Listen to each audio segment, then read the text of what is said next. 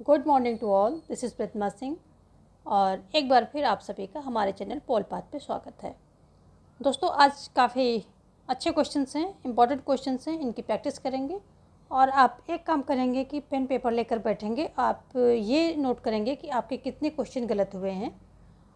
ये लगभग यहाँ पर हम 70 क्वेश्चन देंगे, तो आप जो है ये देखेंगे कि कितने क्वेश्चंस आपके गलत हो रहे हैं। इससे आपको आइडिया ये लगेगा कि आप कितना एक्यूरेट जा रहे हैं या कितने क्वेश्चन आप जो है गलत कर रहे हैं। इन सब चीज़ों का आइडिया करना बहुत ज़रूरी है और उसी अकॉर्डिंग किस टॉपिक से ज़्यादा गलत क्वेश्चन जा रहे हैं ये भी आप नोट करेंगे। तो जब भी पढ़ाई करें, पेपर सॉल्व करें, तो ये देखें कि किस टॉपिक से सबसे ज़्यादा आपके क्वेश्चन रॉन्ग जा रहे हैं। तो उस टॉपिक पे अपनी पकड़ बनाइए, यानी कि फिर उसके डेप्थ में जाकर के थोड़ा सा पढ़ लीजिए, तो वहाँ से क्वेश्चन राइट होने लग जाएंगे। ये सभी क्वेश्चन जो है बिहार स्टेट के लिए वेरी वेरी इंपॉर्टेंट हैं। और इसके अलावा एक जो है रात में मैं क्लास देती हूँ, एक वीडियो अपलोड करती हूँ जो कि 8-9 बजे के बीच में पब्लिश होता है। तो उसमें भी बहुत इंपॉर्टेंट क्वेश्चन देती हूँ, और एक ये सुबह 10 बजे की क्लास। दोनों क्लासेस के जो क्वेश्चंस हैं ये आपको देखने हैं, इनको पूरा आपको सुनना है अच्छे से। जहाँ पर आपका जो गलत हो रहा है उसको नोट डाउन कर लेना है। चलिए, ये सारी बातें हो गई। अब चलिए हम देखते हैं, अपना क्वेश्चन शुरू करते हैं आज का। तो पहला क्वेश्चन क्या कह रहा है कि बिना संविधान के राज्य अविचारणीय है, यह कथन किसका है? सुल्ज का है, फाइनर का है, ब्राइस का है या मैरियट का है? किसका है? पहला क्वेश्चन का आंसर आप करेंगे। मेरे को आंसर करने से पहले आपके जो है आंसर आ जाने चाहिए। तो ये जो है फाइनर महोदय का है। ये कहते हैं कि बिना संविधान के राज्य अविचारणीय है, ये और क्योंकि संविधान आधारभूत संस्थाओं की व्यवस्था है। आगे इसी को ये कंप्लीट करते हैं, क्योंकि संविधान क्या है? आधारभूत संस्थाओं की व्यवस्था है। तो ये फाइनल महोदय यहाँ पर ऑप्शन बी राइट हो जाएगा आपका। देखेंगे नेक्स्ट क्वेश्चन। अगला क्वेश्चन क्या कह रहा है कि मार्क्सवाद 19वीं शताब्दी के उदारवाद की अवैध तथा विद्रोही संतान है, यह आलोचनात्मक कथन किसका है? कार्ल पॉपर का है, लास्की का है, ई बार्कर का है या सी हंट का है? तो हंटिंगटन किसका है ये? तो ये देखिए, ये जो है कार्ल पॉपर महोदय ने ऐसा बोला है। ऑप्शन ए यहाँ पर आपका राइट हो जाएगा। कार्ल पॉपर ने क्या बोला है? विद्रोही, अवैध तथा विद्रोही संतान बोला है किसको? मार्क्सवाद को। यहाँ पर ऑप्शन ए राइट हो जाएगा। जबकि लास्की क्या कहते हैं? लास्की कहते हैं कि अधिकार वो परिस्थितियाँ होती हैं जिनके अभाव में कोई व्यक्ति अपना सर्वोच्च विकास नहीं कर सकता है। ये जो पी हंटिंगटन है, इनकी बात कर लेते हैं। तो ये जो हंटिंगटन है, इन्होंने सभ्यताओं का टकराव दिया है। ठीक है, सभ्यताओं का टकराव दिया है। ये काफ़ी फेमस है और क्वेश्चन में पूछ भी लेता है, सभ्यताओं का टकराव, या फिर इसको क्लैश ऑफ सिविलाइजेशन भी कहते हैं। देखेंगे नेक्स्ट क्वेश्चन। अगला क्वेश्चन क्या कह रहा है कि मार्क्सवाद अपने युग का भ्रम है। मार्क्सवाद अपने युग का भ्रम है, ये किसने कहा है? एक्टन ने कहा, एरन ने कहा या पॉपर ने कहा या फिर लास्की ने कहा है? तो मार्क्सवाद अपने युग का भ्रम है, ये कहने वाले एक्टन महोदय हैं। ऑप्शन ए यहाँ पर राइट हो जाएगा। एक्टन कहते हैं कि अपने युग का भ्रम है, जबकि पॉपर कहते हैं कि अवैध संतान है, विद्रोही एवं अवैध संतान बोला है। तो ये दोनों कथन बहुत ही फेमस हैं, आप इनको याद रखेंगे। नेक्स्ट क्वेश्चन क्या कह रहा है कि डीकंस्ट्रक्शन का सिद्धांत संबंधित है देरिदा से, मैकाइवर से, मार्गेनथाउ से या फिर लास्की? आपके सामने 4 ऑप्शन है। तो ये जो है डीकंस्ट्रक्शन का सिद्धांत किससे संबंधित है? ये देरिदा से संबंधित है। ऑप्शन ए यहाँ पर आपका राइट हो जाएगा। मैकाइवर बहुलवादी हैं। मार्गेनथाउ ये क्या है? यथार्थवादी हैं। लास्की भी बहुलवादी हैं। मार्गेनथाउ जो है शक्ति की, जो अंतर्राष्ट्रीय शक्ति की धारणा से संबंधित है। ये यहाँ पर ऑप्शन ए राइट है। देखेंगे नेक्स्ट क्वेश्चन। अगला क्वेश्चन कह रहा है कि निम्न में से किसने आनुपातिक समानता का सिद्धांत प्रस्तुत किया है? आनुपातिक समानता की बात हो रही है यहाँ पर। किसने किया है? अरस्तु ने किया है, बेंथम ने किया है, मार्क्स ने किया है या फिर ये लास्की के द्वारा किया गया है? तो जो आनुपातिक समानता है ये अरस्तु के द्वारा दिया गया है। इन्होंने कहा है कि समानों के साथ समान व्यवहार, असमानों के साथ असमान व्यवहार करना चाहिए, ऐसा इन्होंने बोला है। अगला क्वेश्चन क्या कह रहा है कि निम्न में कौन सा दार्शनिक आधुनिक व्यक्तिवाद का प्रतिपादक माना जाता है। आधुनिक व्यक्तिवाद की बात हो रही है। एच.जे. लास्की, हॉब्स, ग्राहम वालेस या फिर लीकॉक, कौन है इसमें? तो इसमें जो है आपके ग्राहम वालेस महोदय, ये राइट आंसर हो जाएगा। ग्राहम वालेस के अलावा अगर हम और देखें तो नॉर्मन एंजिल, मिस फॉलेट, ये जो हैं ये आधुनिक व्यक्तिवाद के समर्थक माने जाते हैं। जबकि जो हॉब्स हैं, हॉब्स क्या हैं? ये निरंकुश राजतंत्र के समर्थक माने जाते हैं। एच.जे. लास्की लोक कल्याणकारी राज्य के समर्थक हैं। नेक्स्ट क्वेश्चन देखेंगे कि संपत्ति चोरी है, यह वक्तव्य किसका है? प्लेटो का है, अरस्तु का है, प्रूदो का है या फिर मार्क्स का है? तो संपत्ति चोरी है, ये जो है प्रूदो का वक्तव्य है। ऑप्शन सी यहाँ पर राइट हो जाएगा। ये संपत्ति को चोरी मानते हैं और सभी संपत्ति धारक को, यानी कि जो ओनर होते हैं, उनको चोर बताते हैं। और प्रूदो क्या है? अराजकतावादी हैं। प्रूदो अराजकतावादी विचारक हैं। ये भी ध्यान रखेंगे, ये क्वेश्चन बहुत आता है, अराजकतावादी कैटेगरी में ये आते हैं। ठीक है। प्लेटो ने जो है संपत्ति के क्षेत्र में क्या किया है कि अगर संपत्ति की बात, इनके विचार ये हैं कि जो अभिभावक यानी शासक और सैनिक जो इनका वर्ग था, उसमें इन्होंने संपत्ति के और परिवार में साम्यवाद की स्थापना की, यानी कि निजी संपत्ति इनके पास नहीं होगी और निजी परिवार भी नहीं होगा। तो इन्होंने जो है निजी परिवार शासक और सैनिकों के लिए रिस्ट्रिक्ट कर रखा था। जबकि अरस्तु जो है निजी संपत्ति को जरूरी मानते हैं, कहते हैं कि परिवार के पालन पोषण, मेहमानों की खातिरदारी आदि के लिए संपत्ति होना जरूरी है, परंतु निजी संपत्ति में एक लिमिट तक अच्छा मानते हैं। प्राकृतिक संपत्ति को इन्होंने अच्छा माना है, जबकि संपत्ति से संपत्ति जो उत्पत्ति होती है उसे इन्होंने बुरा माना है। संपत्ति से संपत्ति जो उत्पत्ति होती है उसे बुरा माना है। और मार्क्स की संपत्ति के बारे में यदि बात देखें तो ये भी वही मानते हैं कि जो रिसोर्सेज हैं, उत्पादन के साधन हैं, उनमें सबका साधा नियंत्रण हो, किसी एक का जो है नियंत्रण नहीं होना चाहिए। देखेंगे नेक्स्ट क्वेश्चन। अगला क्वेश्चन क्या है कि the man of horseback, the man of horseback, ये पुस्तक किसके द्वारा लिखी गई है? S.E. फाइनर के द्वारा लिखी गई है, हंटिंगटन के द्वारा लिखी गई है, या J.L. टालमन के द्वारा लिखी गई, या H.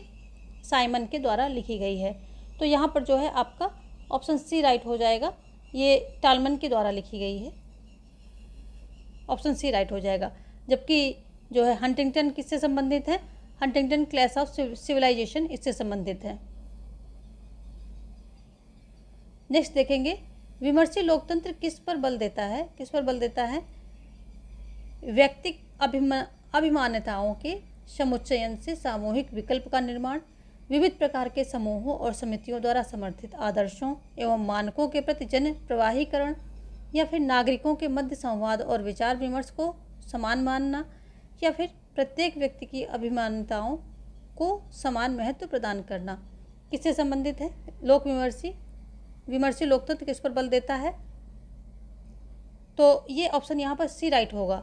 नागरिक के मध्य संवाद और विचार विमर्श को जो है समान मानना। नेक्स्ट देखेंगे। अगला क्वेश्चन क्या कह रहा है कि निम्न में किस विचारक ने सकारात्मक एवं नकारात्मक स्वतंत्रता की संकल्पना निरूपित की है? कार्ल मार्क्स ने, मैकफर्सन ने, या आइजा बर्लिन ने, या माइकल ऑक्सहार्ट ने? तो जो ये आइजा बर्लिन है, ये हैं सकारात्मक एवं नकारात्मक स्वतंत्रता को जो डिवाइड करने वाले हैं, आइजा बर्लिन है। इन्होंने स्वतंत्रता को सकारात्मक एवं नकारात्मक में डिवाइड किया है। यदि बात की जाए ये किसको मानते हैं, तो ये नकारात्मक स्वतंत्रता के पक्षधर हैं। सकारात्मक स्वतंत्रता क्या होती है कि ये उचित प्रबंधों का इसमें जो है अनुमति दी जाती है, यानी कि उचित प्रतिबंध होते हैं वो लगाए जाते हैं। जबकि नकारात्मक स्वतंत्रता क्या होती है, ये प्रतिबंध होते हैं, इनका इनमें पूर्णतया अभाव होता है। यहाँ ऑप्शन सी राइट हो जाएगा। देखेंगे नेक्स्ट क्वेश्चन। अगला क्वेश्चन क्या कह रहा है कि निम्न में किसने अधिकार का कार्यात्मक सिद्धांत प्रतिपादित किया है? ई बार्कर ने किया है, या फिर एडी लिंडसे ने किया है, या फिर लास्की ने किया है, या फिर मिल ने किया है? तो यहाँ पर जो है ऑप्शन सी राइट हो जाएगा, लास्की। लास्की कहते हैं कि जो व्यक्तियों का जो सर्वोच्च विकास होता है अधिकारों के साथ ही होता है उनके, तो राज्य को ऐसे अधिकारों का एनवायरनमेंट बनाना चाहिए, ऐसे अधिकार व्यक्तियों को मिल सके, ऐसा एनवायरनमेंट वहाँ बनाना चाहिए। तो अधिकार का कार्यात्मक सिद्धांत इन्होंने प्रतिपादित किया है।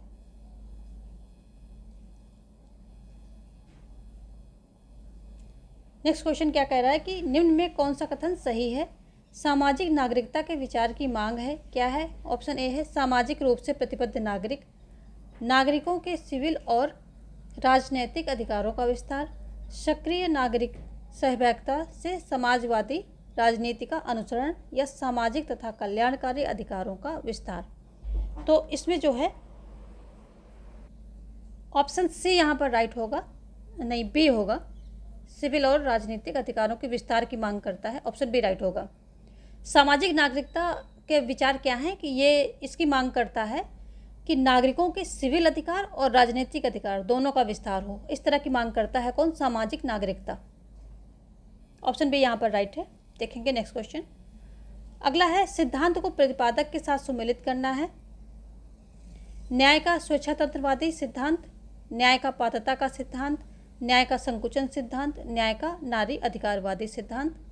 तो जो स्वेच्छातंत्रवादी सिद्धांत John Rawls, Robert Nozick, F A Hayek और रेडक्लिफ रिचर्ड्स, तो ये सभी जो हैं राइट हैं, यानी कि आपका जो है 1 2 3 4 यही आंसर हो जाएगा। 1 2 3 4 ये ऑलरेडी सारे सुमेलित हैं, इसमें कोई भी गड़बड़ नहीं है।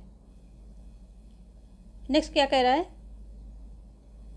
क्वेश्चन है निम्न में दबाव समूह प्रविधियों के निर्धारक हैं। दबाव समूह प्रविधियों के निर्धारक कौन हैं? राजनीतिक संस्थात्मक ढांचा या दलीय व्यवस्था की प्रकृति या राजनीतिक संस्कृति। तो ये तीनों ही हैं, जो दबाव समूह की प्रविधियों के निर्धारक तीनों ही हैं। तो यहाँ पर आ जाएगा 1 2 और 3, ऑप्शन ए आपका जो है राइट हो जाएगा। देखेंगे नेक्स्ट क्वेश्चन। अगला क्वेश्चन क्या कह रहा है कि निम्न में किसको ग्रेवियल आमंड द्वारा हित समूहों की श्रेणी के रूप में प्रस्तुत नहीं किया गया है? संस्थागत हित समूह, संघीय हित समूह, गैर संघीय हित समूह या अभिवृत्तिक हित समूह। तो यहाँ पर जो है ऑप्शन डी आपका राइट हो जाएगा, अभिवृत्तिक हित समूह। इन्होंने जो है संस्थागत हित समूह या फिर संस्थात्मक हित समूह, संघीय हित समूह, सामुदायिक हित समूह, ये दूसरे वर्ड से भी आ जाते हैं, इसलिए मैं बता रही हूँ। गैर संघीय हित समूह या आप कह लीजिए असामुदायिक हित समूह, ये भी कह सकते हैं। और चौथा इन्होंने क्या दिया है? चमत्कारिक,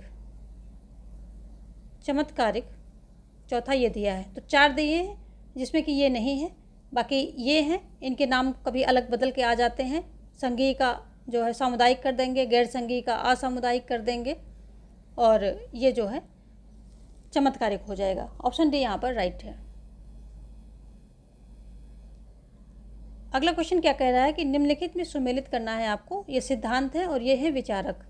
उपयोगितावाद, तो ये बेंथम से हो जाएगा। समाजवाद और उदारवाद, गांधीवाद। समाजवाद किससे होगा? ये जॉर्ज बर्नार्ड शॉ हो जाएगा, यानी कि ये समाजवादी हैं। और उदारवादी कौन है? ये टी.एच. ग्रीन हो जाएंगे। और गांधीवादी कौन है? जेन साफ हो जाएंगे। तो ऑप्शन आपका क्या हो जाएगा? ऑप्शन हो जाएगा 3 2 4 1, ये आपका ऑप्शन हो जाएगा। यहाँ पर आंसर क्या होगा? 3 2 4 1, ये जो है राइट आंसर है यहाँ इसका। देखेंगे नेक्स्ट क्वेश्चन। अगला क्या कह रहा है कि निम्न में कौन सा जोड़ा सुमेलित नहीं है? हालैंड, बर्गेस, लास्की, ऑस्टिन, ये दिए हैं। तो यहाँ पर कौन सा सुमेलित नहीं है? तो यहाँ पर जो हालैंड है अद्वैतवादी इनके सामने लिखा है, बर्गेस बहुलवादी, लास्की बहुलवादी, ऑस्टिन अद्वैतवादी। तो ये हालैंड जो है ये भी बहुलवादी हैं। तो यहाँ पर जो है यही ऑप्शन जो है आपका रॉन्ग है। ये जो है ये रॉन्ग हो जाएगा और इसका सही आंसर क्या हो जाएगा? बहुलवादी। हालैंड कैसे विचारक हैं? ये बहुलवादी विचारक हैं, ठीक है, क्योंकि नहीं पूछ रहा है। बाकी सभी ये जोड़े सुमेलित हैं, सही हैं। अगला क्वेश्चन क्या कह रहा है कि सूचियों को आपको सुमेलित करना है। जैसे प्राकृतिक अधिकारों का सिद्धांत है और अधिकारों का कानूनी सिद्धांत है। ये एक ही है सारा। और सी क्या है कि अधिकार का सामाजिक कल्याण का सिद्धांत है, और डी क्या है, अधिकारों का आदर्शवादी सिद्धांत है। तो जो प्राकृतिक अधिकारों का सिद्धांत है ये किससे संबंधित है, ये अधिकार प्रकृति से प्राप्त होते हैं। आ जाइए चौथे पर, ये चौथा हो जाएगा, ठीक है। और अधिकारों का कानूनी सिद्धांत किससे है, तो ये अधिकारों का कानूनी सिद्धांत हो जाएगा तीसरा। अधिकार का स्रोत क्या है, राज्य हैं, ये बताते हैं। अधिकारों का सामाजिक कल्याण का सिद्धांत क्या हो जाएगा कि अधिकार का उद्देश्य समाज का कल्याण है, ठीक है, समाज कल्याण है, तो ये तीसरा हो जाएगा। और अधिकारों का आदर्शवादी सिद्धांत क्या कहता है कि अधिकार मनुष्य के व्यक्तित्व के लिए आवश्यक हैं, तो ये जो है समाजवादी इससे हो जाएगा। और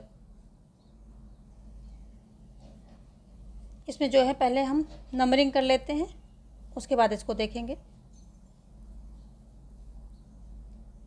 ये आपका जो हो जाएगा पहला हो जाएगा, ये दूसरा है, ठीक है, फिर ये तीसरा है, और ये हो गया चौथा।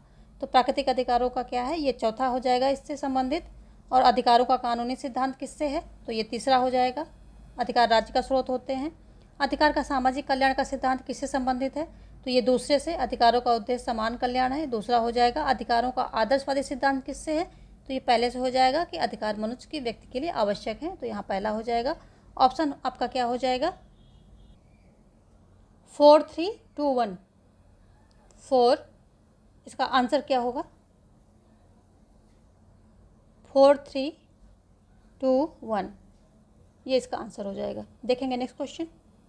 अगला क्वेश्चन क्या कह रहा है, the new democracy and the new despotism नामक पुस्तक के लेखक कौन है, तो मैक्स लर्नर है, या H.J. लास्की हैं, या लिंडसे हैं, या फिर C.E. मेरियम है। तो कौन है the new democracy and new despotism, इसके लेखक कौन है, तो ये मैक्स लर्नर है। ऑप्शन ए यहाँ पर राइट हो जाएगा। और इसमें जो लास्की हैं और लिंडसे हैं, ये दोनों क्या हैं, बहुलवादी विचारक हैं, ये भी आप ध्यान रखेंगे। लिंडसे और लास्की बहुलवादी विचारक हैं। नेक्स्ट क्या कह रहा है कि श्रीमती एवं श्रीयुत वेब ने 2 संसद की योजना सुझाई थी, कौन कौन सी थी वो, राजनीतिक, आर्थिक, सामाजिक या श्रमिक, कौन सी थी, तो ये जो है इनके द्वारा जो 2 संसद की योजना सुझाई गई थी, तो वो एक तो राजनीतिक थी, दूसरी आर्थिक थी, यही दोनों थी। तो हमारा क्या पहला और दूसरा, बी ऑप्शन यहाँ पर राइट हो जाएगा, पहला दूसरा। देखेंगे नेक्स्ट क्वेश्चन क्या कह रहा है कि वेबर की मत में निम्न में किसने नौकरशाहीकरण के विकास को आगे गति प्रदान की है, तो नौकरशाही के विकास को इसको किसने गति प्रदान की है, तो लोकतंत्रीकरण का दबाव, या फिर समाजवाद का प्रभाव, या फिर लोक कल्याणकारी राज्य की उत्पत्ति, या फिर प्राधिकारवाद का उदय, किसने किया है इसको, तो जो लोक कल्याणकारी राज्य की उत्पत्ति है, यही जो है इसी की वजह से नौकरशाहीकरण को गति मिली है। ऑप्शन सी यहाँ पर राइट हो जाएगा, क्योंकि यहाँ पर इस लोक कल्याणकारी राज्य में राज्य के कार्य बहुत ज़्यादा बढ़ जाते हैं, तो नौकरशाहों पर डिपेंडेंसी भी बढ़ जाती है, तो इनकी नौकरशाहीकरण को काफ़ी यहाँ से क्या मिली है, प्रोग्रेस हुई है, यानी कि उसको गति मिली है। देखेंगे नेक्स्ट क्वेश्चन। अगला क्वेश्चन क्या कह रहा है कि निम्न में कौन सी पुस्तक महात्मा गांधी द्वारा लिखी गई है, तो कौन सी लिखी गई है, Sarvodaya, the story of my life, my experiment with truth, Satyagraha on non violence. इसमें सिर्फ 2 ही पुस्तकें हैं जो गांधी जी के द्वारा लिखी गई हैं। माई एक्सपेरिमेंट विथ ट्रुथ ये इनकी आत्मकथा है, ये आत्मकथा है। और सर्वोदय जो है क्या है, ये गुजराती में अनुवाद किया गया है, जो जॉन रस्किन की पुस्तक है। अनटू दिस लास्ट किसकी पुस्तक है, जॉन रस्किन की पुस्तक है, और इसी का जो है गुजराती में अनुवाद महात्मा गांधी जी ने किया है। और ये इनकी लिखी हुई माई एक्सपेरिमेंट विद ट्रुथ, ये इनकी पुस्तक है, आत्मकथा है इनकी। तो यहाँ पर 2 ए एंड सी, यानी कि पहला और तीसरा, ऑप्शन सी यहाँ पर राइट हो जाएगा। देखेंगे नेक्स्ट क्वेश्चन। अगला क्वेश्चन क्या कह रहा है कि विकास का चरण उपागम में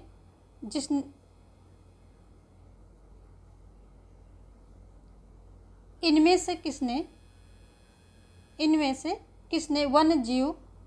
वन्य एवं पशुचारण के चरण प्रस्तावित किए, यानी कि विकास का चरण उपागम है, इसमें से किसने जो है वन्य जीव एवं पशुचारण का एक चरण प्रस्तावित किया है? तो कार्ल मार्क्स हैं, या फ्रेडरिक लिस्ट हैं, या ब्रूनो हिल्डरब्रांड हैं, या डब्ल्यू रोस्टो हैं? यहाँ पर जो है ऑप्शन डी आपका राइट होगा, डब्ल्यू रोस्टो। ये जो है विकास के कितने चरण बताते हैं? 5 चरण बताते हैं, 5 चरण बताते हैं, ठीक है। और कहते हैं कि हर राज्य को जो है बहुलता तक यानी कि प्रचुरता तक पहुंचने के लिए इन 5 चरण से होकर के गुजरना पड़ता है, तभी वो प्रचुरता तक पहुंचता है, यानी कि तभी जो है संसाधनों की प्रचुरता उसके देश में तभी आती है, ये 5 चरण से होकर के गुजरने के बाद। और इसी में जो है एक चरण इनका क्या है कि जो वन्य एवं पशुचारण चरण को भी इसी के अंतर्गत एक चरण ये है। और ये जो 5 चरण है इनको क्या कहा जाता है? तो आर्थिक समृद्धि की अवस्थाएं, ठीक है। ये इनकी क्या है? पुस्तक है, आर्थिक समृद्धि की अवस्थाएं इनकी पुस्तक है, और इसी में इन्होंने जो है किसी देश की आर्थिक विकास के 5 चरण बताए हैं। देखेंगे नेक्स्ट क्वेश्चन। अगला क्वेश्चन क्या कह रहा है कि कौन सा अनुच्छेद अंतर्राष्ट्रीय शांति एवं सुरक्षा की अभिवृद्धि के लिए समाविष्ट किया गया है?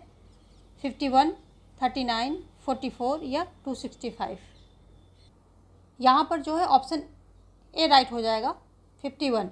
जबकि 39 क्या बात करता है? 39 कहता है कि स्त्री और पुरुष दोनों को समान कार्य के लिए समान वेतन की बात ये करता है, और जो है स्त्री पुरुष और सभी नागरिक को जीविका का साधन प्राप्त कराएगा राज्य, ऐसी बात करता है, ठीक है। इसी में ये इतना इम्पोर्टेंट नहीं है, लेकिन यदि हम जो है 39 ए को देखें तो इसमें क्या है? इसमें निःशुल्क विधिक सहायता की बात की गई है। निःशुल्क ये वेरी इंपॉर्टेंट है, बार बार क्वेश्चन में आता है। निःशुल्क विधिक सहायता जो आर्टिकल मैं इंपॉर्टेंट बता रही हूँ इनको अलग नोट डाउन कीजिए। इसी में से आपके 90 to 95% आर्टिकल आपके फंस जाएंगे। तो 1930 ए जो है ये भी इम्पोर्टेंट है। ये जो 39 का सब सेक्शन ए है, तो इसमें निःशुल्क विधिक सहायता की बात की गई है, ठीक है। और ये जोड़ा कब जाता है? तो ये भी आप देख लिए, ये भी पूछ लेता है कभी। तो ये 42वें संविधान संशोधन के द्वारा जोड़ा जाता है। आता कब है ये संशोधन? इमरजेंसी के दौरान आता है, 1976 में आता है, ठीक है। तो इसको जोड़ा जाता है, बाद में जोड़ा गया है। इसमें क्या है कि जो गरीब होंगे उनको जो है निःशुल्क विधिक सहायता यानी कि वकील वगैरह प्रोवाइड किया जाएगा। यहाँ पर जो है 44 की बात कर लेते हैं, तो ये भी बहुत इम्पॉर्टेंट है, ठीक है। और इसकी चर्चा भी आजकल चल रही है, तो और इम्पॉर्टेंट हो जाता है। इसमें जो है एक समान सिविल संहिता की बात की गई है, ठीक है। सिविल यूनिफॉर्म, सिविल कोड, ये कुछ भी कह लें, और सिविल संहिता, समान सिविल संहिता की बात ये करता है, समान सिविल संहिता की ये बात करता है। तो ये भी इम्पॉर्टेंट है, ठीक है। चलिए देखेंगे नेक्स्ट क्वेश्चन। यहाँ पर ऑप्शन ए आपका राइट हो रहा है। अगला क्वेश्चन क्या कह रहा है कि भारतीय संविधान के 30वें अनुच्छेद का संबंध है किससे? अंतःकरण की स्वतंत्रता से है, या धर्म प्रचार के अधिकार से है, या फिर अल्पसंख्यकों की शिक्षा संस्थानों की स्थापना तथा उसके प्रबंधन के अधिकार से है, या फिर ऑप्शन डी क्या कह रहा है कि बहुसंख्यक समुदाय की सांस्कृतिक तथा शिक्षा संबंधी अधिकारों से है। तो यहाँ पर जो है ये जो 30वें अनुच्छेद है इसका संबंध किसके साथ है?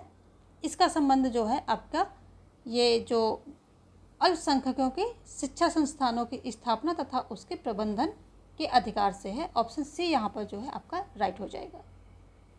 जबकि अनुच्छेद 29 ये क्या कहता है? ये जो अल्पसंख्यक हैं उनकी भाषा, लिपि, संस्कृति उसको बनाए रखने का अधिकार प्रदान करता है, ठीक है। तो ये भी जो है 29 भी इम्पॉर्टेंट है। इसमें भाषा, लिपि और जो उनकी संस्कृति होगी उनको बनाए रखने का अधिकार होगा। 30 के अंतर्गत शिक्षण संस्थाएं वो स्थापित कर सकेंगे और उनको उनका प्रबंधन वगैरह कर सकेंगे। चलिए देखेंगे नेक्स्ट क्वेश्चन। और ये अंतःकरण की स्वतंत्रता की बात कर लें, ये भी इम्पॉर्टेंट है। तो अंतःकरण की स्वतंत्रता और धर्म प्रचार के अधिकार, तो ये दोनों किससे संबंधित हैं? ये दोनों जो आर्टिकल 25 है, आर्टिकल 25 है, इससे संबंधित हैं दोनों ही, ठीक है। और इसी आर्टिकल 25 में भारत को पंथ निरपेक्ष राज्य घोषित करता है। यही जो 25 है यही हमारे भारत को पंथ निरपेक्ष राज्य घोषित करता है। तो कभी क्वेश्चन घुमा के पूछता है तब भी 25 ही होगा। चलिए देखेंगे नेक्स्ट क्वेश्चन। अगला क्वेश्चन क्या कह रहा है कि बंदी प्रत्यक्षीकरण का आदेश जारी करने का अधिकार निहित है केवल उच्चतम न्यायालय, उच्च न्यायालय या अधीनस्थ न्यायालय को, या फिर उच्चतम तथा उच्च न्यायालय दोनों को। तो यहाँ पर ऑप्शन डी राइट हो जाएगा, दोनों को होता है। जो 32 ये आर्टिकल 32 है, इसके थ्रू क्या है, जो एससी यानी कि सुप्रीम कोर्ट जो है अपनी 5 प्रकार की रिट्स जारी करता है। कितनी प्रकार की? 5 प्रकार की रिट होती है वो जारी करता है। और अगर हम बात करें एससी की तो 226 यानी कि 226 के अंतर्गत हाई कोर्ट जो है रिट्स जारी करता है और 5 प्रकार की रिट्स जारी करते हैं। ठीक है, तो यहाँ दोनों को ये अधिकार दिया गया है। देखेंगे नेक्स्ट क्वेश्चन। अगला क्वेश्चन क्या कह रहा है कि किस अनुच्छेद के अंतर्गत राज्य को पर्यावरण, वन तथा वन्य जीवों की सुरक्षा का अधिकार मिला है? तो किसके अंतर्गत मिला है? 43A के अंतर्गत, या 48A के अंतर्गत, या 44 के अंतर्गत, या 46 के अंतर्गत? तो यहाँ पर क्या होगा, यहाँ पर 48A यानी कि अनुच्छेद 48 के सब सेक्शन ए के अंतर्गत ये प्रावधान किया गया है। ऑप्शन बी आपका राइट हो जाएगा। और ये इसमें होता क्या है कि जो ये सब्जेक्ट है पर्यावरण, वन तथा वन्य जीव, ये जो संघ सूची है वहाँ से निकाल करके, ये भी क्वेश्चन आता है, तो संघ सूची से निकाल करके कहाँ समवर्ती में रख दिया जाता है। और समवर्ती में क्यों रखा जाता है? क्योंकि इस पर ताकि राज्य भी कानून बना सके, क्योंकि समवर्ती जो सूची है इस पर दोनों ही काम कर सकते हैं, दोनों ही कानून बना सकते हैं, तो इसलिए इसको समवर्ती में डाल दिया गया। अब इस पर जो है, इस टॉपिक पर राज्य एवं केंद्र दोनों जो है अपने रूल, कानून, नियम बना करके जीवों की सुरक्षा कर सकते हैं। ठीक है, ये जोड़ा कब जाता है? तो ये 42वें संविधान संशोधन के द्वारा जोड़ा जाता है। ये भी आप याद रखेंगे, 1976 में आता है ये। ठीक है, अनुच्छेद 44 की अभी हमने बात की, समान जो है सिविल संहिता की ये बात करता है। ठीक है, और अनुच्छेद 46 भी बहुत इम्पॉर्टेंट है। देखो अभी ये सारे इम्पॉर्टेंट हैं जो हमने अभी रिट्स बताई किसके द्वारा जारी की जाती हैं, उसके पहले जो आर्टिकल बताए, अभी जो बता रही हूँ, ये वेरी वेरी इंपॉर्टेंट आर्टिकल्स हैं और बार बार रिपीटेडली जो है एग्जाम में पूछे जाते हैं। ठीक है, ये भी इम्पॉर्टेंट है। और ये अनुच्छेद 46 के अनुसार क्या होगा कि राज्य क्या करेगा कि पोषाहार स्तर को उठाएगा, जो नागरिक होंगे और उनके जीवन स्तर को उठाएगा, ऊंचा करेगा, मतलब जीवन स्तर को अच्छा बनाएगा। और फिर क्या करेगा, औषधियों, मादक पेय पदार्थों पर रोक लगाएगा। जो हानिकारक औषधियाँ होंगी, जो हानिकारक, ठीक है, हानिकारक औषधियाँ होंगी उन पर रोक लगाएगा। और जो मादक पेय पदार्थ होंगे, मादक पेय पदार्थ, उन पर रोक लगाएगा। ठीक है, तो हानिकारक औषधियाँ, इन पर रोक लगाएगा, मादक पेय पर रोक लगाएगा, जीवन स्तर को ऊंचा उठाएगा। ठीक है, जीवन स्तर को क्या करेगा, ऊंचा उठाएगा। ये सारे ही जो हैं बहुत ही इम्पॉर्टेंट हैं और आप इनको याद रखेंगे। ये वेरी वेरी इंपॉर्टेंट हैं, आने के 101% चांसेस हैं, इसलिए मैं इनको इतना फोकस करके बता रही हूँ। थोड़ा सा इनके बारे में शॉर्ट में लिख भी रही हूँ। तो जीवन स्तर को ऊंचा, इतना याद रख लेंगे 3 चीज़ें, तो ये 46 का आपका हो जाएगा। जीवन स्तर को ऊंचा उठाना, हानिकारक औषधियों को रोक लगाना, और पेय पदार्थों पर, जो मादक पेय पदार्थ हैं, उन पर रोक लगाना। और ये काफ़ी इम्पॉर्टेंट है, ये भी जान लीजिए आप, इम्पॉर्टेंट है। देखेंगे नेक्स्ट क्वेश्चन। अगला क्या है, नेक्स्ट क्वेश्चन कह रहा है कि निम्न में कौन से मौलिक कर्तव्यों की श्रेणी में नहीं आते? मौलिक कर्तव्य आपको पता है कि मौलिक कर्तव्य जो है स्वर्ण सिंह समिति द्वारा ये इंसर्ट किए गए हैं। इनकी सिफारिश पे, स्वर्ण सिंह समिति की सिफारिश पे इंसर्ट किए गए हैं। कब किए गए हैं? 42nd अमेंडमेंट के द्वारा किए गए हैं। 42nd में इतने अमेंडमेंट किए हैं, 42nd जो है इसमें इतने ज़्यादा अमेंडमेंट किए गए थे संविधान में कि इसे जो है लघु संविधान के नाम से जाना जाता है। इतने ज़्यादा यहाँ पर संशोधन किए गए हैं इस 42nd के द्वारा कि इसे जो है लघु संविधान का नाम दे दिया गया है। ठीक है, और मौलिक कर्तव्य जो है 42वें संविधान संशोधन 1976 के द्वारा जो है इंसर्ट किए जाते हैं और स्वर्ण सिंह समिति की सिफारिश पे किए जाते हैं। इंदिरा गांधी उस समय पीएम थी, इमरजेंसी का दौर चल रहा था। और ये इंसर्ट कहाँ किए गए हैं? ये जो संविधान का भाग 4 का भाग 4A है, इसमें जो है ये इंसर्ट किए गए हैं कि, और कहाँ है, अनुच्छेद 51 का या 51A, कुछ भी कह लीजिए, उसमें जो है ये रखे गए हैं। ठीक है, इतना ये नॉलेज हो गया, ये इंपॉर्टेंट है इसलिए बता दिया, क्योंकि बहुत लोग जानते होंगे लेकिन बहुत लोग नहीं भी जानते होंगे। जो नए हैं, अभी अभी इस फील्ड में आए हैं, उनको नहीं पता होगा। देखेंगे। और अब हम आ जाते हैं अपने ऑप्शन पे। तो मौलिक कर्तव्यों की श्रेणी में किनको नहीं रखा गया? देश की रक्षा करना, ये रखा गया है। आयकर भुगतान, ये नहीं रखा गया है। हमारी मिश्रित संस्कृति की मूल्यवान धरोहर को सुरक्षित रखना, ये भी रखा गया है। जन संपत्ति की रक्षा, ये भी रखा गया। तो सिर्फ ये नहीं रखा गया है, ऑप्शन बी। तो हमारा आंसर क्या होगा? पहला, तीसरा, चौथा। पहला, तीसरा, चौथा, ये हमारा जो है आंसर हो जाएगा। देखेंगे नेक्स्ट क्वेश्चन। अगला क्वेश्चन क्या कह रहा है कि निम्न में किसने शैक्षिक योग्यता का मत देने के अधिकार के रूप में समर्थन किया है? शैक्षिक योग्यता की बात हो रही है। वेंथम ने, मिल ने, टी.एच. ग्रीन ने या ई बार्कर ने? तो शैक्षिक योग्यता की बात जो है मिल महोदय कहते हैं। ऑप्शन बी हो जाएगा सही यहाँ पर। लेकिन सिर्फ यदि शिक्षा की बात होती कि शैक्षिक लोगों की बात होती तो बेंथम में हो सकता था। लेकिन यहाँ शैक्षिक योग्यता की बात हो रही कि जितनी ज़्यादा शैक्षिक योग्यता जिसमें होगी उस अनुसार उसको उतने ज़्यादा मत देने का अधिकार मिलेगा। तो ये मिल से संबंधित है। मिल कहते हैं कि जो जितना ज़्यादा शिक्षित होगा उसको उतने ज़्यादा वोट करने का अधिकार होना चाहिए। और ये कहते हैं कि मतों को गिना नहीं तोला जाना चाहिए। मतों को गिना नहीं तोला जाना चाहिए, ऐसा इनका फेमस है। और ये शैक्षिक योग्यता को आधार मानते हैं। जिसकी ज़्यादा, यदि आप एक लेक्चरार हैं तो आप कम वोट देंगे, लेकिन जो प्रोफेसर होगा, ठीक है, तो वो ज़्यादा वोट देगा। इससे समझ लीजिए कि शैक्षिक योग्यता आपकी थोड़ी सी कम है तो आप थोड़ा उससे कम वोट देंगे। आपके मतों का जो वेटेज होगा वो कम होगा, जबकि प्रोफेसर का ज़्यादा होगा। तो ये सारी बातें जो हैं होती हैं। जबकि मिल ने सिर्फ शिक्षित होना चाहिए व्यक्ति, ओनली शिक्षित होना चाहिए, उस शिक्षित व्यक्ति को मत देने के कैटेगरी में इन्होंने रखा है, ओनली शिक्षित हो। चलिए देखेंगे नेक्स्ट क्वेश्चन। यहाँ पर बी ऑप्शन जो है सही हो रहा है। अगला क्या है कि प्राकृतिक अधिकारों के सिद्धांत की पुष्टि की गई है सभी उदारवादियों द्वारा, कुछ उदारवादियों द्वारा, केवल जॉन लॉक के द्वारा या केवल मिल द्वारा? तो जो प्राकृतिक अधिकारों की पुष्टि की बात करें तो केवल कुछ उदारवादियों के द्वारा की गई है, सभी के द्वारा नहीं की गई है। नेक्स्ट देखेंगे। अगला क्वेश्चन क्या कह रहा है कि 3 प्रमुख संविधावादियों के अतिरिक्त निम्न में से क्रमशः किसने प्राकृतिक अधिकारों के सिद्धांत का पक्ष लिया और किसने अस्वीकार कर दिया है? यानी कि ये 3 तो हैं ही, हॉब्स, लॉक, रूसो, उनको अलग कर दो। उसके अलावा किसने पक्ष लिया और किसने जो है इनको क्या किया है कि अस्वीकार कर दिया है? ये भी क्रमशः देखना है। क्रमशः जहाँ आ जाए उसको मतलब उसी सीक्वेंस में देखना है जिस सीक्वेंस में क्वेश्चन पूछ रहा है। तो किसने स्वीकार किया है, किसने पक्ष लिया है? पक्ष वाला पहला आएगा, अस्वीकार वाला बाद में आएगा। पहले क्वेश्चन को ठीक से पकड़ना सीखो। तो यहाँ मिल एवं बेंथम है, टी पेन एवं टी.एच. ग्रीन है, या फिर टी पेन एवं मिल है, या फिर ग्रीन एवं मिल है। तो इनको उसी क्रमशः में ही चुनना है, यानी कि पहले जो पक्ष में रहेगा दूसरा जो उसको नकारेगा। कौन सा ऑप्शन यहाँ पर सही होगा? तो ये हो जाएगा ऑप्शन बी, आपका राइट हो जाएगा। यहाँ पर ऑप्शन बी ये राइट हो जाएगा। टी पेन ने पक्ष लिया है, जबकि जो टी.एच. ग्रीन है इन्होंने अस्वीकार किया है। तो ऑप्शन जो है बी आपका यहाँ पर राइट हो जाएगा। देखेंगे नेक्स्ट क्वेश्चन। अगला क्वेश्चन क्या कह रहा है कि निम्न में किन देशों में संसदीय और अध्यक्षीय तरह की सरकारों का सम्मिश्रण विद्यमान है?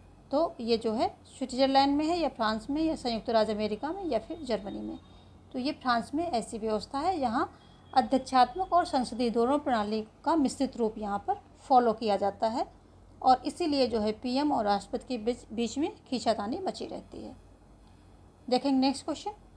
अगला क्वेश्चन क्या कह रहा है कि निम्न में से कौन मैक्स वेबर के प्राधिकार का त्रिवर्गीकरण में सम्मिलित नहीं है?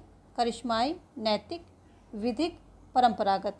तो जो करिश्माई है, विधिक या फिर कानूनी कह लीजिए, परंपरागत कह लीजिए, ये सभी जो है मैक्स वेबर के प्राधिकार में हैं, जबकि नैतिक इन्होंने नहीं रखा है। ऑप्शन बी यहाँ पर राइट हो जाएगा। नहीं पूछ रहा है तो ऑप्शन बी आपका यहाँ पर राइट हो जाएगा।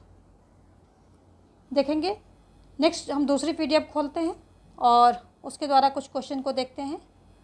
क्या है कि भारतीय संविधान का कौन सा अनुच्छेद संसद को नागरिकता के अधिकार को नियमित यानी कि रेगुलेट करने की शक्ति देता है, शक्ति प्रदान करता है? कौन सा? अनुच्छेद 8 या अनुच्छेद 9 या फिर 10 या फिर 11? तो अनुच्छेद 11 जो है, अनुच्छेद 11 यही जो है क्या है, संसद को, ये अनुच्छेद है, अनुच्छेद 11 जो है क्या करता है, संसद को नागरिकता के अधिकार को रेगुलेट करने की शक्ति प्रदान करता है, ठीक है। जबकि ये जो 9 है ये क्या कहता है, ये 9 कहता है कि यदि किसी भारतीय ने विदेशी नागरिकता ले ली तो भारत की नागरिकता उसकी समाप्त हो जाएगी, ऐसा बोलता है। जबकि 8 बोलता है कि जो बाहर रह रहे थे, जब हमारा संविधान बन रहा था उस समय जो लोग बाहर थे तो उनको नागरिकता लेनी थी भारत की, तो पंजीकरण कराना था, रजिस्ट्रेशन कराना था, तो ये उसके बारे में बात करता है। ये इतना इम्पोर्टेंट नहीं है। तो इसमें जो विदेशों में नागरिक रह रहे थे उनके बारे में नागरिकता की बात करता है। और 10 क्या कहता है कि नागरिक अधिकार सबके पास जो हैं बने रहेंगे, ये ऐसा बोलता है। तो ये कोई खास नहीं है, आप सिर्फ ये ध्यान रखेंगे कि अनुच्छेद 11 के तहत संसद को शक्ति प्रदान की जाती। दूसरा ये फिर भी पूछ सकता है, जो 9 है तो इसमें क्या है कि कोई भारतीय यदि विदेश की नागरिकता लेता है तो भारत की नागरिकता स्वतः ही समाप्त हो जाएगी। देखेंगे नेक्स्ट क्वेश्चन। अगला क्वेश्चन क्या कहता है कि अतिकल्पना के आविष्कार के रूप में प्राकृतिक अधिकारों को किसने दोषी पाया है, लॉक ने, बेंथम ने, रूसो ने या मिल ने। तो अतिकल्पना के अधिकार के रूप में प्राकृतिक अधिकार को दोषी पाने वाले रूसो महोदय हैं। ऑप्शन सी आपका राइट हो जाएगा।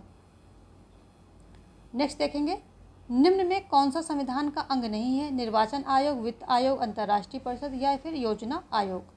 तो कौन नहीं है, इसको जो है पहले हम देख लेते हैं कि संविधान में कहाँ कहाँ पर किन किन का प्रावधान है, तो अपने आप आंसर जो है निकल के आ जाएगा। अगर हम देखें निर्वाचन आयोग की बात करें, और ये सभी इंपॉर्टेंट हैं इसलिए मैं और इनको बता रही हूँ, तो 324 में इसका प्रावधान किया गया है। वित्त आयोग का 280 में प्रावधान किया गया है, जबकि अंतर्राज्यीय जो परिषद हैं इनका 263 में प्रावधान किया गया है। और ये तीनों ही बहुत इम्पॉर्टेंट हैं, तीनों ही बहुत इम्पॉर्टेंट हैं। जबकि योजना आयोग का गठन कब होता है, ये 1950 के दशक में जो है 1950 में जो है इसका क्या किया जाता है कि इसका गठन किया जाता है जब नेहरू जी पीएम थे। 1950 में इसका गठन होता है, ठीक है। इसका संविधान में कोई प्रावधान नहीं है, तो संविधान का अंग कौन नहीं है या कि संविधान में किसका प्रावधान नहीं है, तो ये जो है योजना आयोग का ही नहीं है। नेक्स्ट क्वेश्चन क्या कह रहा है कि राजनीति विज्ञान में व्यवहारवाद एक प्रवृत्ति थी जिसने राजनीति विज्ञान को मानव प्रकृति पर आधारित किया। या दूसरा है राजनीति विज्ञान को प्राकृतिक विज्ञान में बदलने का प्रयास किया। तीसरा है सत्य की अवधारणा को प्रक्रिया की अवधारणा के लिए अस्वीकार किया। और ऑप्शन डी है कि व्याख्या को प्रतिमानों के लिए प्रतिस्थापित किया। तो यहाँ पर जो व्यवहारवाद की प्रवृत्ति यही थी कि राजनीतिक विज्ञान को प्राकृतिक विज्ञान में बदलने का प्रयास किया था। ऑप्शन बी यहाँ पर जो है आपका राइट हो जाएगा। क्वेश्चन नंबर 4 का ऑप्शन बी आपका राइट हो रहा है। देखेंगे हम नेक्स्ट क्वेश्चन। अगला क्वेश्चन क्या कह रहा है कि लोकतंत्र को शक्ति के व्यापक वितरण के तरीके के रूप में समझना और कुछ हाथों में इसका संकेंद्रण हो जाने को रोकना कहलाता है। बहुलवादी, संघवादी, सहभागी या प्रतिनिध्यात्मक। तो ये जो है यहाँ पर ऑप्शन ए आपका सही होगा, बहुलवादी। ये ऐसा मानते हैं बहुलवादी कि एक जगह जो है शक्ति का संकेंद्रण ना हो, और ये मानते हैं कि सभी की सहमति, यानी कि जो अन्य संस्थाएं हैं समाज की, उन सभी की सहमत से नीतियाँ निर्माण की जाएं, नीतियों का निर्माण उन सभी की सहमत से हो। तो सिर्फ राज्य को ही ये अधिकार न प्राप्त हो कि राज्य ही नीतियों का निर्माण करे, ऐसा ये बहुलवादी मानते हैं। देखेंगे नेक्स्ट क्वेश्चन। अगला क्वेश्चन क्या कह रहा है कि सहभागी लोकतंत्र के लिए आवश्यक है, क्या आवश्यक है, विधानमंडल के कार्य में विधानमंडलों का ज़्यादा से ज़्यादा शामिल होना, विधायकों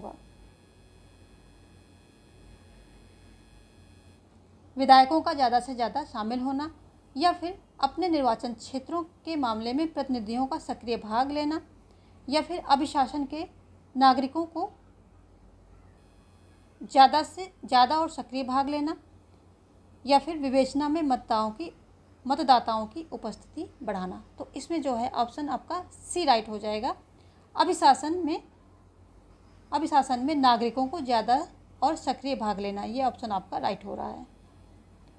देखेंगे नेक्स्ट क्वेश्चन। निम्न में से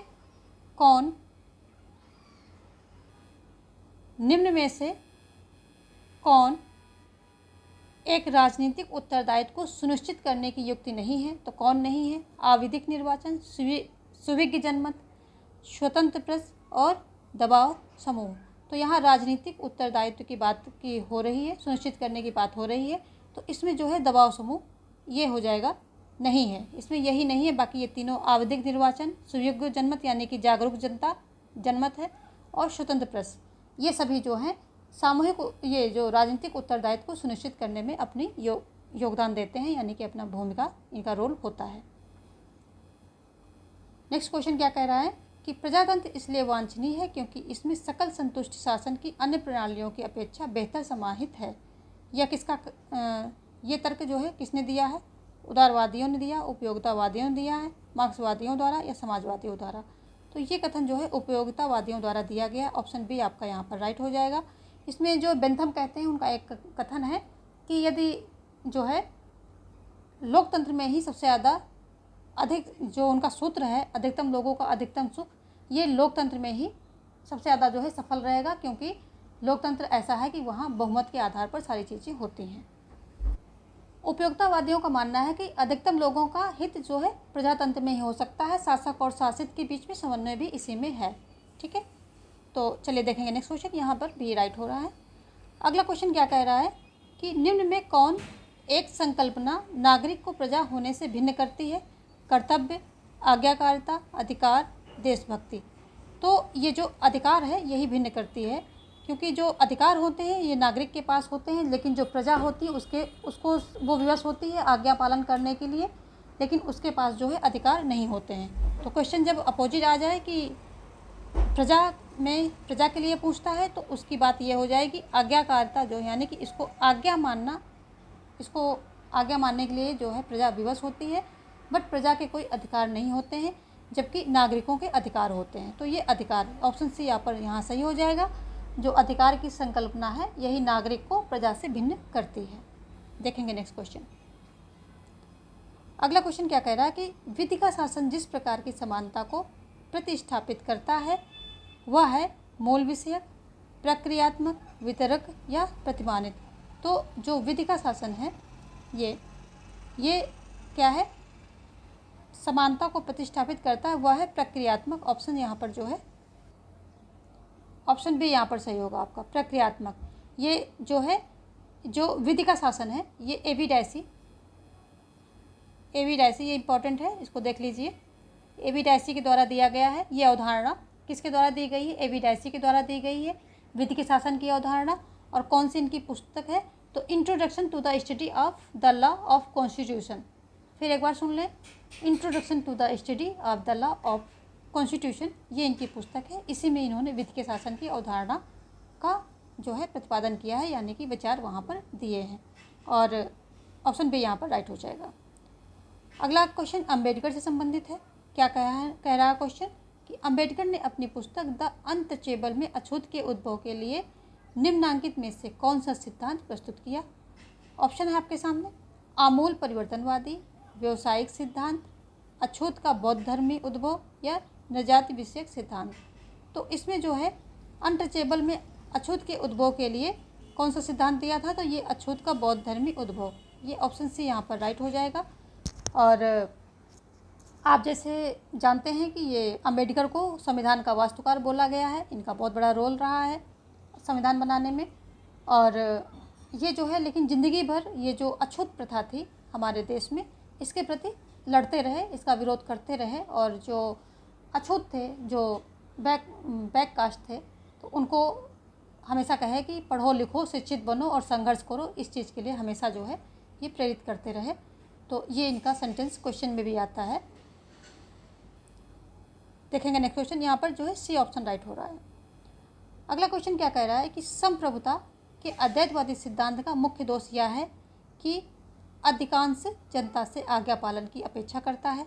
बी, लोकतंत्र का विरोधी है। सी, संप्रभुता की वैधानिक प्रकृति की व्याख्या करता है। डी, सभी शक्तियों को एक निश्चित मानव श्रेष्ठ में निहित कर देता है। तो इसकी जो है अद्वैतवादी सिद्धांत का मुख्य दोष यही है कि सभी शक्तियों को एक निश्चित मानव श्रेष्ठ में निहित कर देता है। ऑप्शन डी यहाँ पर राइट हो जाएगा। ये अद्वैतवादी सिद्धांत दिया किसके गया है? तो इसको चाहे अद्वैतवादी कह लें चाहे एकलवादी कह लें, ये ऑस्टिन के द्वारा दिया गया है। ऑस्टिन के द्वारा दिया गया है ये सिद्धांत। और इसका जो है दोष भी यही है और विशेषता भी यही है कि ये सभी शक्तियों को एक निश्चित मानव श्रेष्ठ में निहित करता है। ठीक है, और इनकी पुस्तक कौन सी पुस्तक में ये अपना ये जो है संप्रभुता का सिद्धांत देते हैं, तो लेक्चर्स ऑन ज्यूरिस्प्रूडेंस, ये जो है इनकी पुस्तक है, इसी में देते हैं ये। और अगर हम बात करें संप्रभुता की, सर्वप्रथम अवधारणा संप्रभुता सिद्धांत या संप्रभुता की अवधारणा सर्वप्रथम किसने दी थी, तो वो बोधिन के द्वारा दी गई, यानी कि बोधा के द्वारा दी गई थी। तो सर्वप्रथम संप्रभुता के अवधारणा देने वाले बोधा हैं। किसमें दिया था, इनकी पुस्तक है 6 बुक्स कंसर्निंग द रिपब्लिक। ठीक है, 6 बुक्स कंसर्निंग द रिपब्लिक इनकी पुस्तक है। ठीक है, चलिए देखेंगे हम नेक्स्ट क्वेश्चन। अगला क्वेश्चन क्या कह रहा है कि SORT का विस्तृत रूप बताएं। ऑप्शन है आपके सामने, strategic offensive reduction treaty, B है स्टेट ऑर्गेनाइजेशन रिप्लान ट्रीटी, तीसरा है स्ट्रेटेजिक गार्डर रीऑर्गेनाइजेशन ट्रीटी, या चौथा सिक्योरिटी ऑर्गेनाइजेशन रिप्लान ट्रीटी। तो SORT का विस्तृत रूप है strategic offensive reduction treaty. Option A यहाँ पर आपका राइट हो जाएगा। अगला क्वेश्चन क्या कह रहा है कि किस देश के चिंतकों में संप्रभुता को सरकार के एक अंग के रूप में निहित करने की सामान्य प्रवृत्ति है। तो ऑप्शन आपके सामने इंग्लैंड, फ्रांस, जर्मनी, स्विट्जरलैंड। तो जो इंग्लैंड के हैं इन्हीं में जो है संप्रभुता को सरकार के एक अंग में निहित करने की सामान्य प्रवृत्ति है। तो ऑप्शन ए यहाँ पर राइट हो जाएगा। और जो हमारे जॉन ऑस्टिन महोदय हैं, ये भी इंग्लैंड से ही बिलोंग करते हैं और इन्होंने संप्रभुता के संबंध में इनका बहुत महत्वपूर्ण योगदान रहा है ऑस्टिन का, वहाँ से भी आप रिलेट कर सकते हैं। ठीक है, क्वेश्चन नंबर 15 क्या कह रहा है कि निम्नांकित क्रांतियों को उनके क्रम अनुसार व्यवस्थित कीजिए।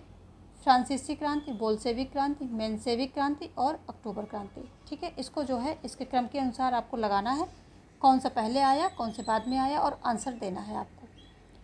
सेशन को जितने लोग जुड़े हुए हैं एक बार सेशन को लाइक कर देंगे, दोस्तों में शेयर कर देंगे, ये काम बहुत ज़रूरी है। ये भी आप साथ में पढ़ाई के साथ साथ ये भी करते रहा करें। चलिए देखेंगे, तो सबसे पहले हम फ्रांसीसी क्रांति को देखेंगे कि ये कब आई थी। और आप सभी जिसको पता है सारे ऑप्शन के जो है इनकी डेट दीजिए फटाफट और इनको क्रम में लगा करके हमें बताइए।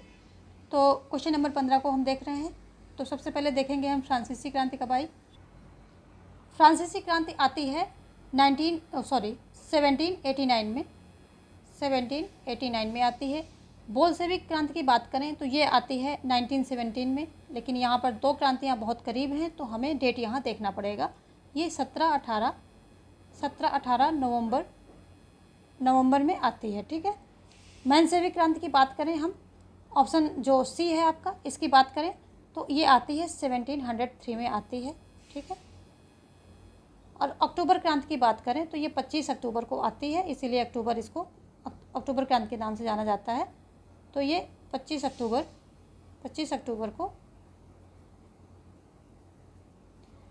1917 में आती है ये भी। तो ये जो बोल्शेविक क्रांति है और अक्टूबर क्रांति ये दोनों साथ साथ आती है, महीने का अंतर होता है। तो अब इसको हम लगा लेंगे। हमारा सबसे पहले तीसरा हो जाएगा,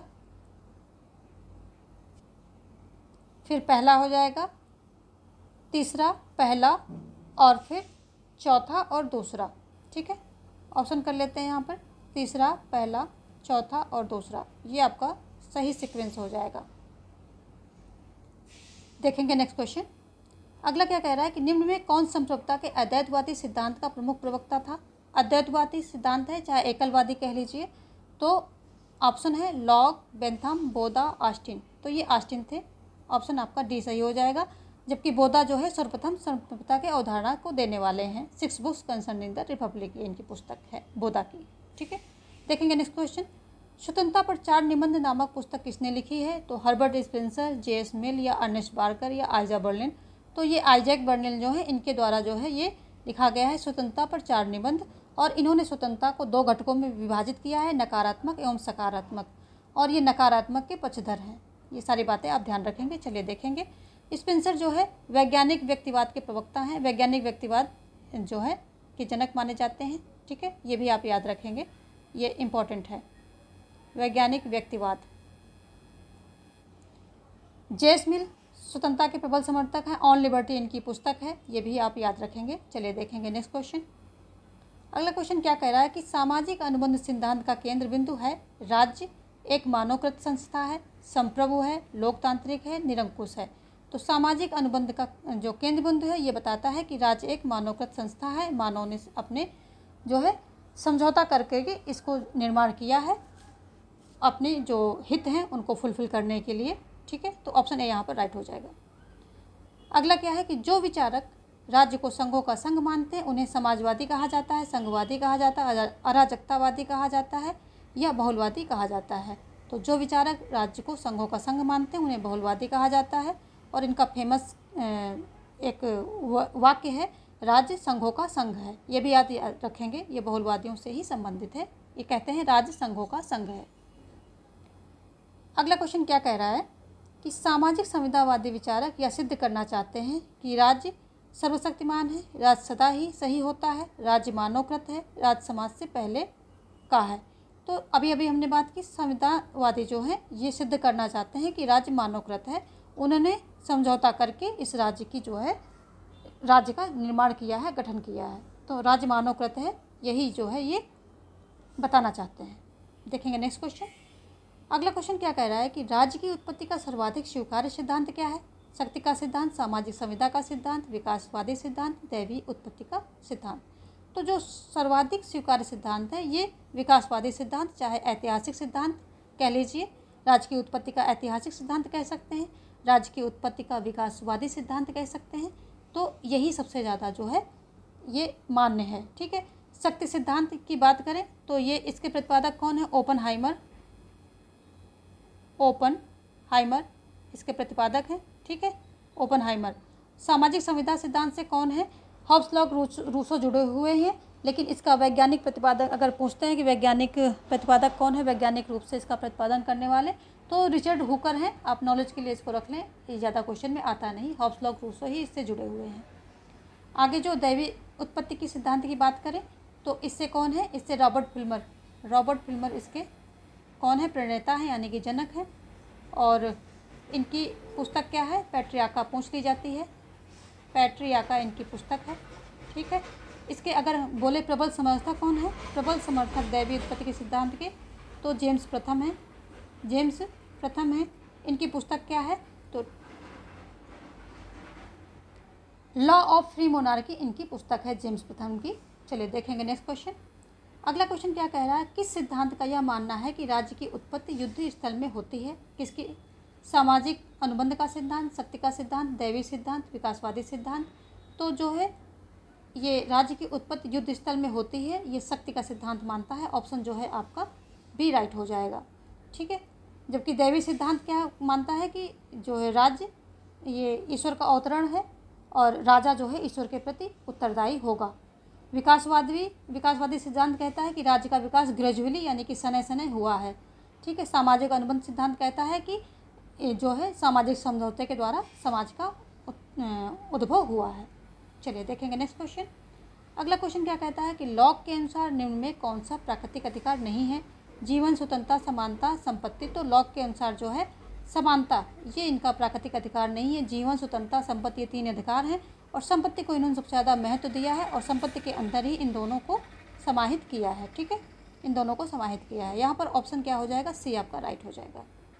अगला क्वेश्चन क्या कह रहा है कि 1936 में किसने कहा गांधीवाद जैसी कोई चीज़ नहीं है? नेहरू, मौलाना आज़ाद, टैगोर या महात्मा गांधी। तो ये बात महात्मा गांधी ने ही किया था कि गांधीवाद जैसी कोई चीज़ नहीं, हमारे विचार हैं, ज़रूरी नहीं कि उसको हर कोई फॉलो करे, सबके अपने अपने विचार हो सकते हैं, सब अपने अपने विचारों को जो जिस जैसे विचार पसंद करता है उसको फॉलो कर सकता है। नेक्स्ट देखेंगे, समाजवादी विचारक प्राकृतिक संसाधनों के राष्ट्रीयकरण का समर्थन करते हैं ताकि उत्पादन के लागत मूल्यों को कम किया जा सके, उत्पादन बढ़ाया जा सके, शोषण को रोका जा सके, प्राकृतिक संसाधनों का पूर्ण सदुपयोग सुनिश्चित किया जा सके। तो ये समाजवादी विचारक प्राकृतिक संसाधनों के सदुपयोग का सुनिश्चित करने के लिए ही ये क्या कहते हैं कि जो संसाधन है इनका राष्ट्रीयकरण कर दो, और ये मानते हैं कि आर्थिक समानता ज़्यादा से ज़्यादा समाज में होनी चाहिए और निजीकरण जो निजी संपत्ति है वो उसको ये अच्छा नहीं मानते हैं, उससे समाज में असमानता आती है, ऐसा मानते हैं। नेक्स्ट देखेंगे, निम्न में किसका मार्क्सवाद से मेल नहीं है? राज्य उत्पीड़न का यंत्र है, राज्य समाप्त हो जाएगा, धर्म लोगों के लिए अफीम है, राज्य एक आवश्यक बुराई है।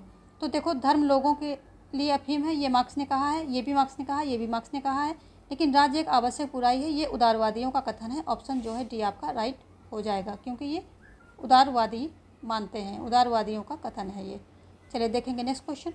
अगला क्वेश्चन क्या कह रहा है कि संसदात्मक शासन में वैधानिक संप्रभु कौन होता है? प्रधानमंत्री, संसद, राष्ट्रपति या सर्वोच्च न्यायालय?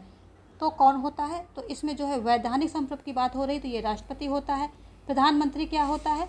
ये वास्तविक संप्रभु होता है, ठीक है, वास्तविक संप्रभु होता है प्रधानमंत्री। ये जो है डी फैक्टो होता है, अगर और आगे डेप्थ में जाएँ तो ये डी फैक्टो होता है। और ये क्या होता है? ये डी ज्यूरी होता है, डी ज्यूरी वैधानिक होता है, डी फैक्टो वास्तविक होता है। तो आंसर आपका हो गया सी, निकल गया आंसर जो है राष्ट्रपति। नेक्स्ट देखेंगे, अगला क्वेश्चन क्या कह रहा है कि निम्नलिखित में से कौन संसदीय शासन का प्रमुख गुण है? लचीला संविधान, संसदीय शासन की बात हो रही है, कार्यपालिका तथा विधायिका का समन्वय, न्यायपालिका की सर्वोच्चता, संसदीय संप्रभुता। तो संसदीय शासन का जो प्रमुख गुण है वो कार्यपालिका तथा विधायिका के बीच में समन्वय रहता है, ये इसका प्रमुख गुण है, ठीक है। देखेंगे नेक्स्ट क्वेश्चन। अगला है क्या है कि निम्न में कौन सी सरकार सामूहिक उत्तरदायित्व के सिद्धांत पर कार्य करती है? तो कौन करती है? संसदात्मक, अध्यक्षात्मक, एकात्मक या संघात्मक? तो यहाँ पर ऑप्शन जो है ए राइट हो जाएगा। और सामूहिक उत्तरदायित्व कहाँ का, इसका प्रावधान कहाँ किया गया है? तो 75 के सब सेक्शन 3 में किया गया है। 2 में क्या कहा गया है कि प्रसाद पर्यंत बने रहेंगे, ठीक है, 75 के 2 में। 1 में क्या कहा गया है कि 1 में कहा गया है कि राष्ट्रपति पीएम की नियुक्ति करेगा, पीएम के सलाह पर अन्य मंत्रियों की नियुक्ति की जाएगी, ठीक है। अध्यक्षात्मक शासन प्रणाली में शक्ति के पृथक्करण के सिद्धांत को फॉलो किया जाता है और ये अमेरिका में सबसे अच्छे से फॉलो किया जाता है। एकात्मक में केंद्र जो शासन होती, सत्ता यानी शक्ति होती, उसका केंद्रीकरण हो जाता है। संघात्मक में जो है कई स्तर पे सरकारें बन जाती हैं, एक से ज़्यादा स्तर पर सरकारें बनती हैं और शक्तियों को विभाजन उनके बीच में कर दिया जाता है। देखेंगे ये सब सरकार के रूप हैं, तो इनको आपको पता होना चाहिए। न्यायपालिका की स्वतंत्रता की अवधारणा में निहित है क्या है? न्यायपालिका की सर्वोच्चता, संसद की सर्वोच्चता, मंत्रिमंडलीय शासन, कार्यपालिका तथा विधायिका से न्यायपालिका की स्वतंत्रता। न्यायपालिका की स्वतंत्रता की अवधारणा में क्या निहित है? तो ये जो है ऑप्शन डी यहाँ पर राइट हो जाएगा। इसको अमेरिका में सबसे अच्छे से फॉलो किया जाता है। नेक्स्ट क्या है कि संघीय व्यवस्था में किस संस्था को संविधान का संतुलन चक्र माना जाता है? किसको माना जाता है? विधायिका को, कार्यपालिका को, न्यायपालिका को, प्रेस को। संघीय व्यवस्था में जो है न्यायपालिका को संविधान का संतुलन चक्र माना जाता है, क्योंकि संविधान में कुछ बातें लिखी होती हैं लेकिन समय के अनुसार वहाँ पर क्या होता है वो कॉम्प्लिकेटेड हो जाती हैं। कोई विवाद ऐसा होता है जिनका उत्तर संविधान में नहीं मिलता है, तो न्यायपालिका उनको उनकी व्याख्या करके उस विवाद को निपटाती है और इसी को संतुलन चक्र माना जाता है, ठीक है। संविधान का संतुलन चक्र कौन है? तो ये न्यायपालिका है, ठीक है, न्यायपालिका है। चलिए देखेंगे नेक्स्ट क्वेश्चन। अगला क्वेश्चन क्या कह रहा है कि संवैधानिक शासन का अर्थ है संविधान के प्रावधानों के अनुसार शासन, विधि का शासन, नागरिक अधिकार, उपरोक्त सभी। तो उपरोक्त सभी होंगे। संविधान शासन का अर्थ है कि संविधान के प्रावधान हो, उसके अनुसार शासन हो, विधि का यानी कि कानून का शासन हो, किसी इंसान यानी कि किसी नेता का शासन ना हो, उसका हुक्म न चले, विधि के शासन के जैसा वहाँ पर रूल्स हैं उनके अकॉर्डिंग शासन होना चाहिए। नागरिकों के अधिकार भी होने चाहिए वहाँ पर। इसके अलावा क्या होना चाहिए कि जो विपक्ष है उसकी उपस्थिति मजबूत होनी चाहिए, न्यायपालिका की स्वतंत्रता होनी चाहिए। ये सब और सारी विशेषताएं हैं संवैधानिक शासन की। देखेंगे नेक्स्ट क्वेश्चन। अगला क्वेश्चन क्या कह रहा है कि निम्न में कौन सा पद केवल संसदात्मक शासन प्रणाली में ही पाया जाता है? तो राष्ट्रपति, उपराष्ट्रपति, प्रधानमंत्री या राजा। तो यदि हम बात करें संसदात्मक शासन प्रणाली में ही कौन सा पद पाया जाता है, तो ये हो जाएगा प्रधानमंत्री। ऑप्शन सी यहाँ पर राइट हो जाएगा। नेक्स्ट क्या है कि वेस्टमिनिस्टर मॉडल इंगित करता है एक विशेष प्रकार की राज्य, संविधान, शासन, प्रशासन। तो शासन को इंगित करता है, ऑप्शन सी यहाँ पर सही हो जाएगा, ठीक है। एक विशेष प्रकार के शासन को ये इंगित करता है। और ये क्या है? ब्रिटिश कैबिनेट शासन पद्धति का एक ये रूप है और इसका जो है ब्रिटिश कैबिनेट शासन पद्धति का ये आधुनिक नाम है। ये आप समझ लीजिए कि ये ब्रिटिश कैबिनेट शासन पद्धति का आधुनिक नाम है। क्या है? Westminster model. नेक्स्ट देखेंगे, भारत में पिछड़े वर्गों के बीच विशिष्ट समूह की पहचान हेतु भारतीय सरकार द्वारा निम्नलिखित में से कौन सी समिति नियुक्त की गई थी? न्यायमूर्ति आर.एन. मिश्रा, न्यायमूर्ति आर.एन. मधोलकर समिति, या न्यायमूर्ति रामनंदन समिति, या न्यायमूर्ति राजेंद्र संचार समिति। किसको जो है किया गया था? तो ये जो न्यायमूर्ति रामनंदन समिति है, इन्हीं को जो है किया गया था। ऑप्शन सी यहाँ पर राइट हो जाएगा। तो न्यायमूर्ति रामनंदन समिति को नियुक्त किया गया था। ठीक है, तो आज का सेशन हम यहीं ख़त्म करेंगे और लगभग 70 क्वेश्चंस हमने इसमें देखे और मिलते हैं और इम्पोर्टेंट प्रश्नों के साथ शाम के 8 बजे, रात 8 बजे। तब तक के लिए आप लोग इनको रिवाइज करें और इनके जो है इम्पोर्टेंट चीज़ें जो आपको नहीं आ रही उनके नोट्स बना लें और अच्छे से मेमोराइज करें चीज़ों को। प्लस अभी तक जो भी लोग वीडियो में बने हुए हैं उनको मैं बताना चाहूँगी कि वीडियो को लाइक कर दें, शेयर कर दें अपने सभी दोस्तों में, और सब्सक्राइब नहीं किया है तो वो भी कर लें और नोटिफिकेशन जो है ऑन करके ऑल पर क्लिक कर लें, तभी हमारी सारी वीडियोज़ आपको मिल पाएंगी। Thanks for watching, have a nice day.